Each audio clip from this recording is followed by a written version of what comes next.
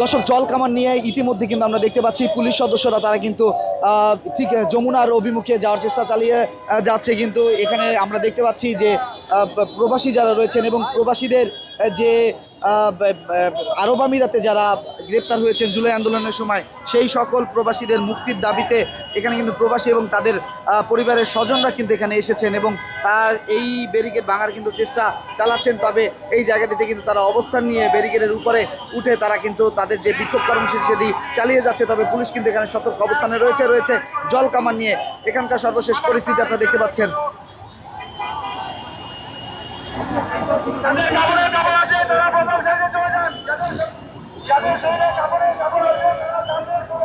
তবে এখান থেকে খুব সন্নিকটেই কিন্তু প্রধান উপদেষ্টার বাসভবন এবং সেই বাসভবনের দিকেই কিন্তু আমরা দেখতে পাচ্ছি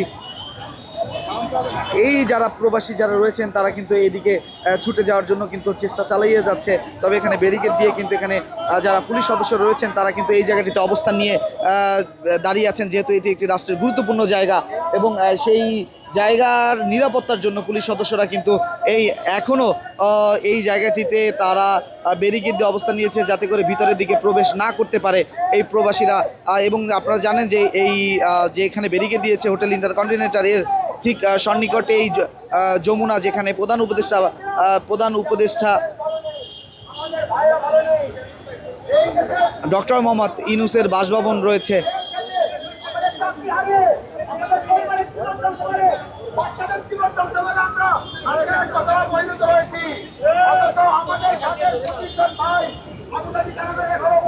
দর্শক, তারা বলছে আবুধাবিতে এখনও যারা প্রবাসীরা সেই জুলাই আন্দোলনের সময় আহত হয়েছেন এবং বিক্ষোভ করেছিলেন এবং তাদের মধ্যে থেকে অনেকেই গ্রেপ্তার করা হয়েছে, তাদের মুক্তির দাবিতে কিন্তু ঠিক এই জায়গাটিতে এই মুহূর্তে তাদের অবস্থান।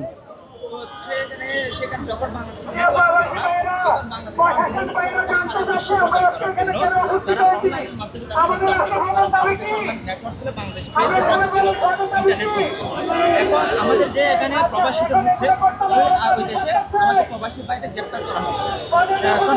এখন বর্তমানে রানিং 25 জন প্রবাসী গ্রেপ্তার আছে, কিন্তু এখনো আজকে 8 মাস হয়ে গেছে, আজকে 8 মাস 9 মাস প্লাস হয়ে গেছে, এখনো পর্যন্ত একজনকেও তারা এখনো পর্যন্ত আমাদের দাবিটা হলো তাদেরকে কোনোভাবে তাদেরকে দেশে ফেরত আনা, তাদের মুক্তির দাবির জন্য আমরা আজকে রাজপথে নেমেছি।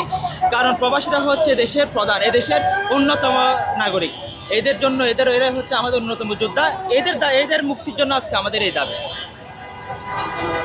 দর্শক, আপনারা শুনছিলেন এখানে যারা রয়েছেন তারা যেমনটা বলছিলেন যে এই প্রবাসীরা তারাই বাংলাদেশে অর্থ রেমিটেন্স পাঠান এবং তারা যখন জেলে রয়েছেন সেই কারণেই কিন্তু তাদের মুক্তির দাবিতে আজকে এই বিক্ষোভ কর্মসূচি পালন করছে তারা।